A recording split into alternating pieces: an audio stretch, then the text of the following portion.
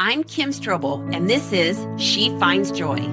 I've known what it's like to feel knocked down by life, my friend, questioning my worth and wrestling with fear and self-doubt. But what I've learned is that inside every adversity lies the seed of something greater.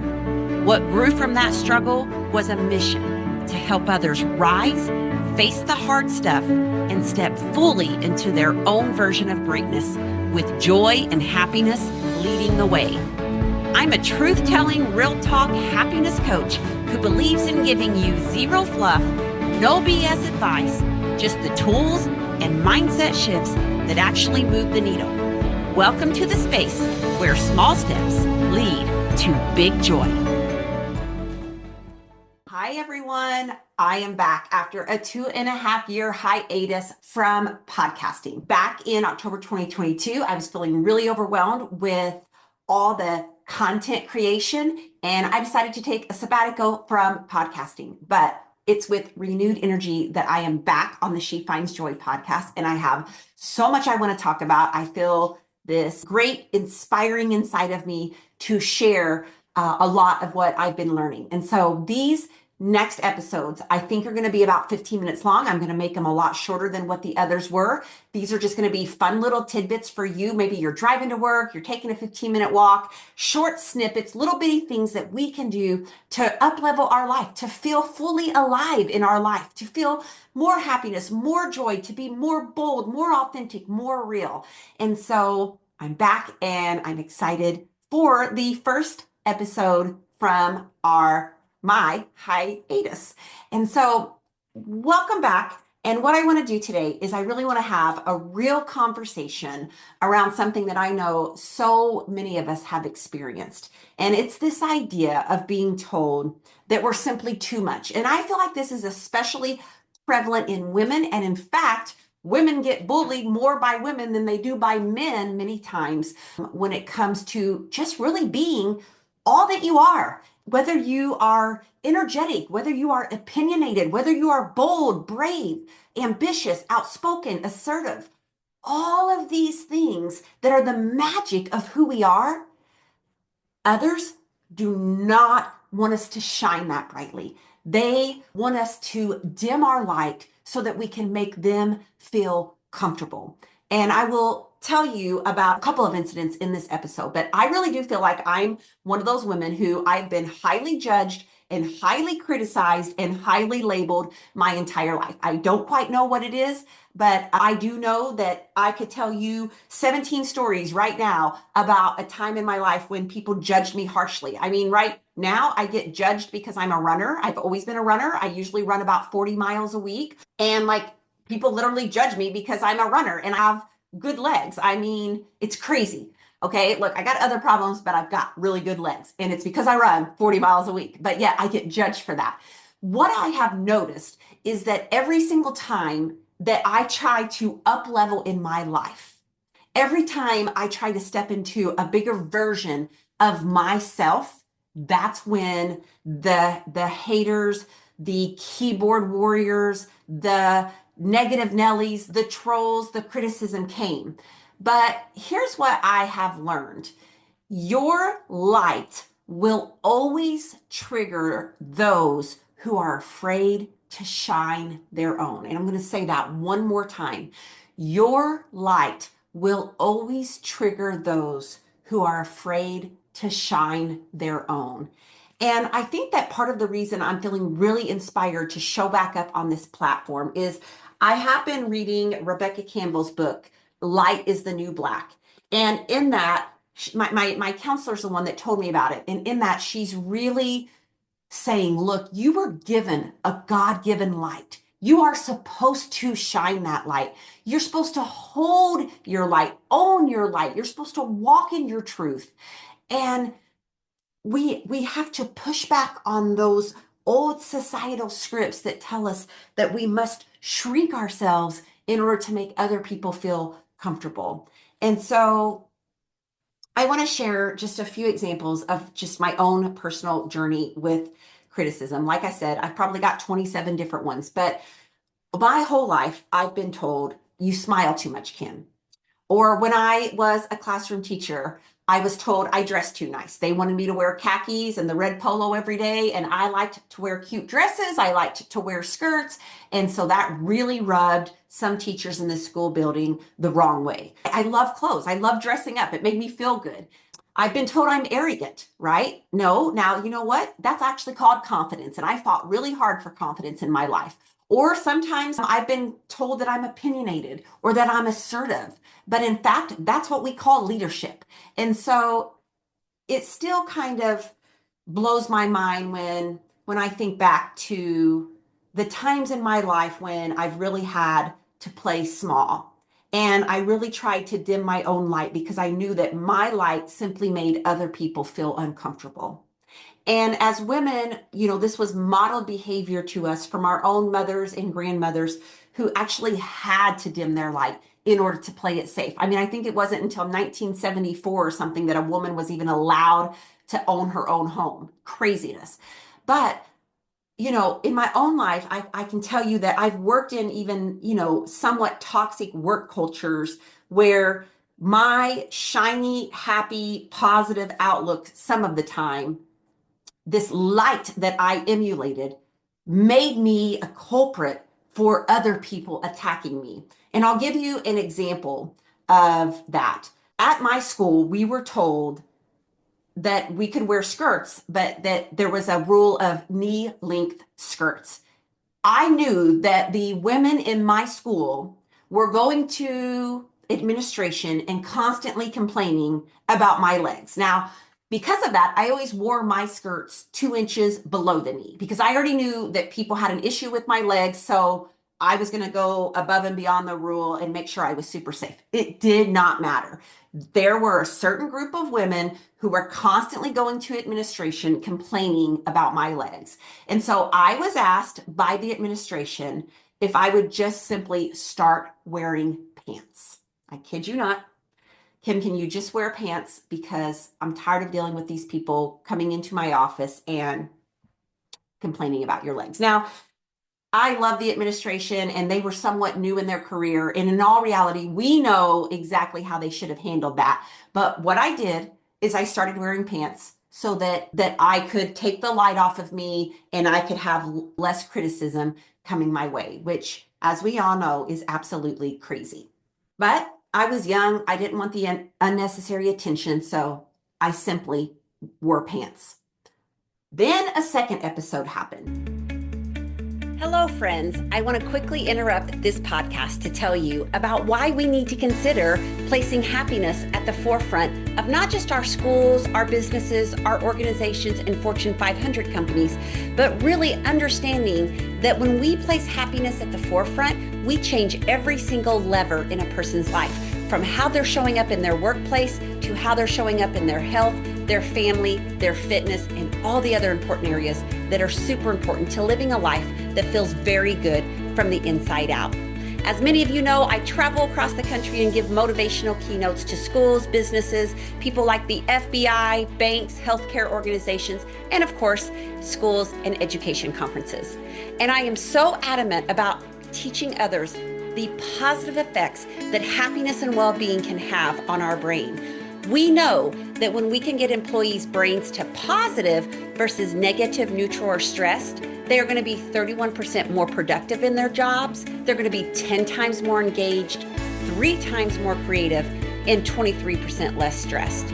It is for this very reason that I am passionate about teaching others the science of happiness, the secret to better work and better life, and how we can really bring our happiness to the forefront. And when we do, we change every single business, education, and organizational outcome. If you're interested in booking me for a keynote, if you're a school, you can go to strobeleducation.com. And if you're a business or an organization, you can go to kimstrobel.com. At the same school, there was one particular teacher who just really despised me. She was about my age. Life hadn't gone well for her. She was raising a child on her own. There was no dad in the picture. Well, she had, I think, a lot of help from her parents, but she was just, unhappy in life. And she kept attacking me on the back end. And it really came to blows when she accused me of flirting with her third grade son because her third grade son would come in from recess and I was the atrium hall monitor. And he was so sweet and he would always come up to me and he would look up at me and he would just smile and he would just talk. And I would tell this particular teacher, oh, your son is delightful. He just looks up at me and bats his eyes. He's so sweet. I just love talking to him every day. Well, she started a rumor that I was flirting with her son. Okay, this is after she's done several things. So I've had it. I called in the union. I called in the CTA. I said, I'm not doing this anymore. This is ridiculous. This is defamation for you to even say something that is this outrageous. It's sick. This is sick behavior. So I called her in, got the CTA state representative in, met in the library, and within 3 minutes, she starts crying. And she starts saying, I'm so sorry. I'm so sorry. It's just that, Kim, you go down the hallways and you always have a smile on your face and you just seem so happy and you're so confident. And I'm going to tell you what I did. I started to expose my own vulnerabilities to this particular woman who, one, had not earned the right to hear my story. And I started explaining to her that I had been in a car accident, my nose had been broken, my teeth were botched, I'm in braces. I look in the mirror and don't always like what I see. I have confidence issues. And I found myself lowering myself down to her level so that I could make her feel more comfortable. And as I was doing it, I had this sickening feeling inside of myself, knowing, why are you doing this, Kim? But I couldn't stop myself. And her response to me saying that was, I just really feel that at the next faculty meeting, if you could stand up in front of the whole crowd and tell them that you too have confidence issues, that you too don't always like the way you look, I just think that it would really make the rest of us feel better. And I will tell you all that in that moment, I it was like a lightning bolt from God who struck me down. And I remember getting up from that table, walking out of the room, looking straight up at the doorway as I walked out and said, never again, God, will I lower myself to make someone else feel better about themselves. Never again will I make myself small so someone else can feel good in their own life. Like, I finally got the message. And I told myself from here on out, I'm going to let my light shine. And I'm playing the game of big. I'm playing the game of be Kim Strobel, be who you are, let your light shine. Yes, you have vulnerabilities. Yes, certain people have earned the right to hear those vulnerabilities. And yes, you can be all that you want to be. And this really changed my life. Because you know what? We are all born to shine big and bright. You are born to light up every room you walk in. You are allowed to let yourself be seen. And if others don't want to be around you, it's probably because you trigger them or you make them uncomfortable with your light, because your brightness reminds them that they are dimming their own light, that they are playing small in their own life. And by you choosing to shine bright, one, you might inspire them to realize that they are allowed to shine their light too. And if not, then allow that person to no longer be a part of your life because you're probably not an energetic match for them anyway. I truly feel that the world does not need more women who shrink themselves to fit outdated expectations. The world needs your boldness, it needs your confidence, and it needs ambitious men and women who are willing to take up space, who own their power, and refuse to apologize for being and having the light within us. And I feel like that's really the goal, folks, to get closer and closer to owning our own authentic self, to learning to feel comfortable in our skin, in all our weirdness, all our quirks, all our imperfections, but also within all of our light. I remember in grade school, at my Catholic school in church, we would sing that little song, this little light of mine, I'm going to let it shine. I'm going to let it shine, let it shine, let it shine. And that is exactly what we're meant to do. We are meant to shine. And so I really want you to think about this. Rebecca Campbell writes that so many women have an unconscious fear of being seen, that we worry that if we fully show up confidently, boldly, and unapologetically, that people will judge us. And guess what? They will. They will. But remember what's happening, and I'll say this again. When someone criticizes you for being too much, for shining your light, they are truly often reacting to their own fear of shining, because your light reminds them that they have been playing small. Your boldness reminds them of all the risk they haven't taken. So if someone is uncomfortable with your confidence, that is their work to do, not yours. Your only job is to continue being the fullest, brightest version of who you are. Because when you do, you give other people the permission to shine theirs. And the world needs more light. And so I want you to walk in every room like you belong. I want you to speak your truth without apologizing for it. And I want you to stand in your confidence even when it makes others uncomfortable. And so I want you to ask yourself as we begin to end this episode, where are you holding yourself back? Where are you playing small in your life because you don't want to ruffle somebody else's feathers? And can you challenge yourself to stop dimming your own light and start taking up space in this world? And now, let me also say this to the people who criticize, to the people who judge, and to the people who wait for others to fail. And let me also tell you that there's a judgy part of Kim Strobel that she needs to work on too. But if you're somebody who's constantly attacking people, if that's you, if you find yourself tap dancing, tapping your foot, waiting for someone else to stumble, I want us to challenge ourselves to stop. Stop looking for other people's failures so that you can feel better about your life. Stop judging women who stand in their own confidence. Sorry, my that's the beauty of podcasting. I've got 3 dogs right here who are going crazy because they think someone pulled up in the driveway, and I'm not going to cut it because I'm just being real with you. This is real life. But really, stop judging women for standing in their confidence. Because the truth is, the more you tear others down, the more you judge others, the more you keep yourself stuck in a life that feels small. And so instead, when you see another woman shining, celebrate her.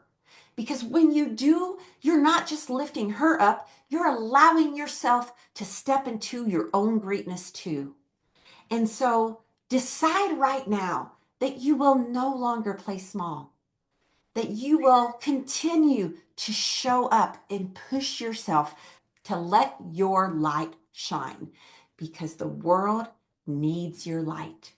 And the moment you stop dimming it, you give others the courage to shine too. Thank you so much for being here. Thank you for showing up. Until next time, my friends, I want you to keep shining. Thank you so much for joining me on the She Finds Joy show today. I'm truly honored that you chose to spend your time here with me, my dear friend. If this episode brought you encouragement or a fresh perspective, I would be so grateful if you took a moment to leave a review. Just head to kimstrobel.com/review. And what it does is it helps more people find these important conversations. Don't forget, you can also subscribe to the show so you never miss an episode. Thank you again for listening in. I am so very grateful, my friend, to walk this journey with you. I also want to encourage you to share this episode with everybody in your life you care about. We all need encouragement and real talk. Thank you for listening and watching. I believe in you for being able to create a life that feels good from the inside out. Remember, you are deserving of joy and happiness.